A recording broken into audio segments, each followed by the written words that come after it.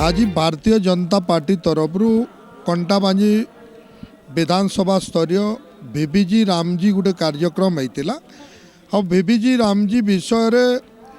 देशर यशस्वी प्रधानमंत्री श्री नरेंद्र मोदी नेतृत्व में आज जेन भाया कार्यक्रम होचे आमर जेन लक्ष्य दिशुचे देश रे लोकंकर प्रधानमंत्री एवं ओडिशा राज्यर लोकंकर मुख्यमंत्री आमर लक्ष्य 2036 मसीहा पर्यंत जेन विकसित राज्य करवार सपना देखीचु एवं ओडिशा के विकसित करमा तार संगे संगे 2047 मसीहा पर्यंत भारत वर्ष को गोटे आत्मनिर्भर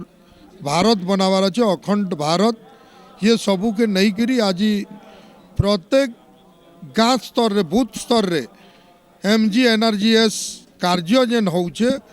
निजर अधिकार निजे केनता लोग पाई पारबे एवं निज गाँव रे रही पारबे महिला उपकृत हो पारबे युवपीढ़ी उपकृत हो पारबे एवं निज अंचल रे निजर रोजगार करी देश विदेश जीवार वंचित हेबे ये विषय रे ये योजना बुझाऊे एवं सीधा सीधा आम ये विषय को नहीं करी समस्त जनसाधारण एवं भारतीय जनता पार्टी कार्यकर्ता को नहीं करी प्रत्येक बूथ स्तर को लोकंकर घर घर को गोटे खबर पहुँचाऊँ।